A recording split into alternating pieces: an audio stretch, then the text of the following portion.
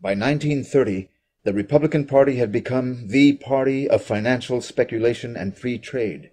In the midterm election of that year, the Democrats gained a majority in both congressional houses, and the next presidential election was expected to deliver similar results.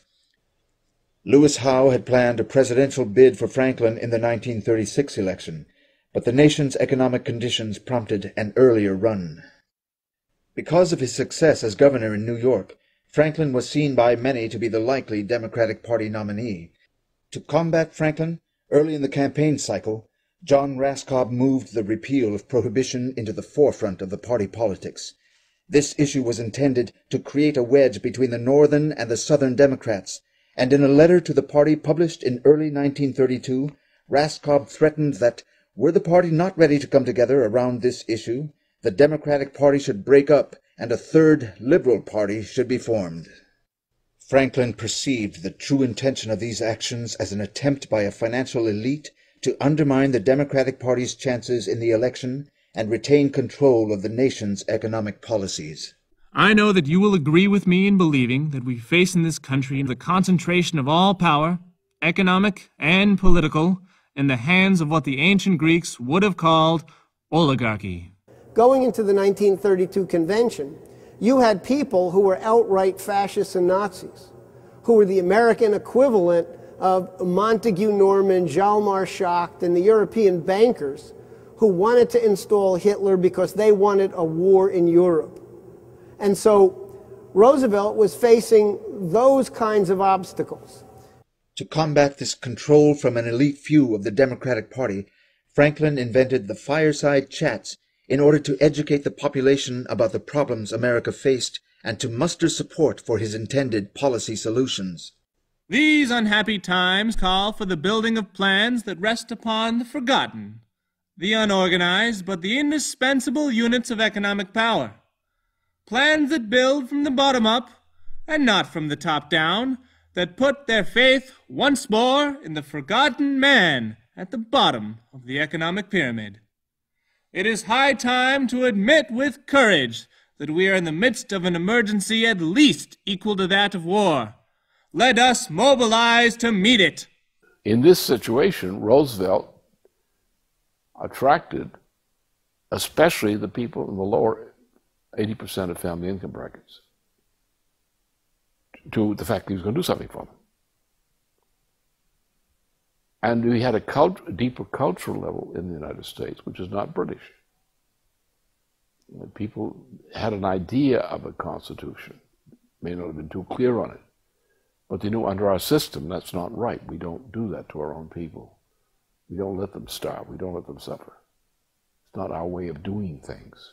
So he could appeal to that sense of justice, of fairness, or sometimes called fairness, in the American population.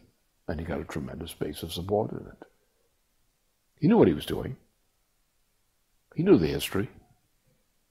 He'd laid the basis for what he did in his governorship in New York. He knew exactly what he was doing. He knew what he was up against. He knew who the enemy was.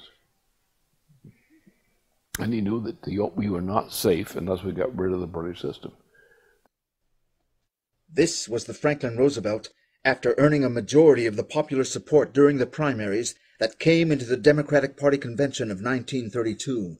A nomination of Roosevelt would mean the revival of Lincoln's legacy. A victory of anyone else would ensure an end of the United States.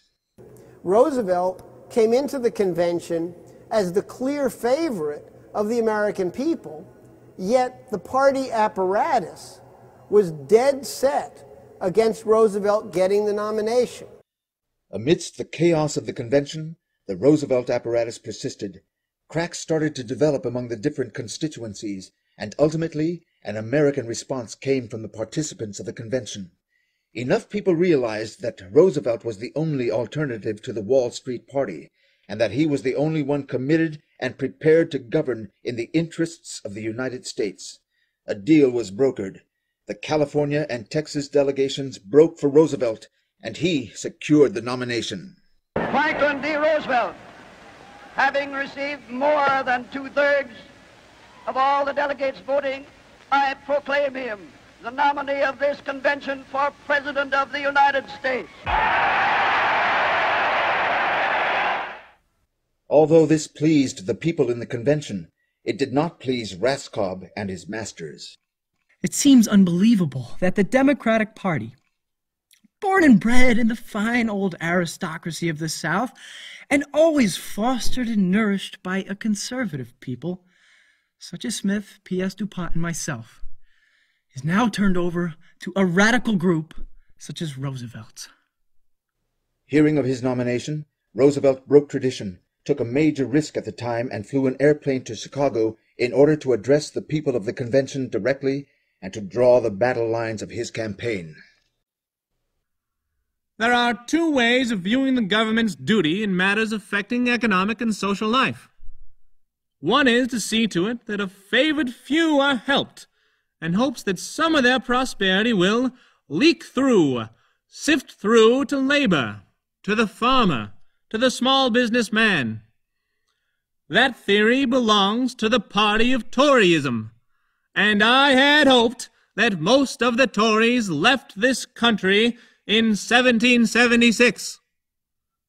Our Republican leaders tell us economic laws, sacred, inviolable, unchangeable, cause panics which no one could prevent. But while they prate of economic laws, men and women are starving. We must lay hold of the fact that economic laws are not made by nature. They are made by human beings. The power that parties get is significant. It's significant as a factor on the scene. But what's decisive is the leadership, which is always centered in one or two or more individual minds who are actually driving history in that direction with ideas, as Roosevelt did, with ideas. By the election in November of 1932, Roosevelt won and was ready to begin his New Deal for the nation. It looks, my friends, like a real landslide this time. In Florida, 2 weeks before Roosevelt's inauguration, an anarchist emerged from the crowd and fired 5 shots at Roosevelt. The bullets intended for Roosevelt did not hit their mark, but undoubtedly Roosevelt knew, much like President-elect Lincoln before him knew, who his enemies were. On March 4th, 1933, Franklin Roosevelt was inaugurated as the 31st President of the United States. This great nation will endure as it has endured, will revive and will prosper.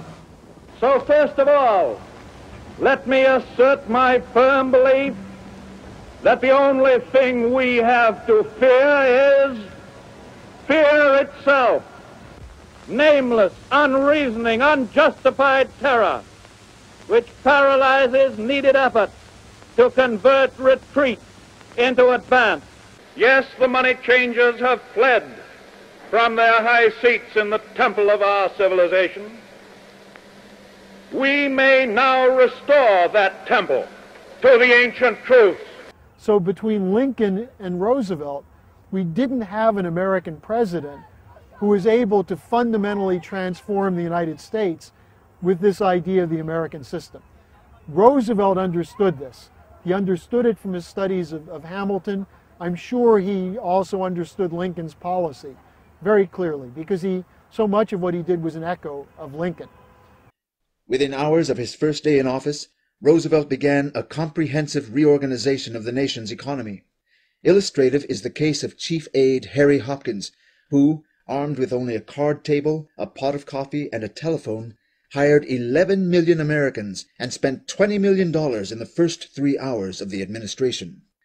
With the Civilian Conservation Corps, Rural Electrification Administration, the Four Corners Projects, and others, Roosevelt launched the largest peacetime mobilization of manpower and materials the world had ever seen. As an incredible example, the Tennessee Valley Authority transformed one of the most backward areas of the nation into an industrial powerhouse.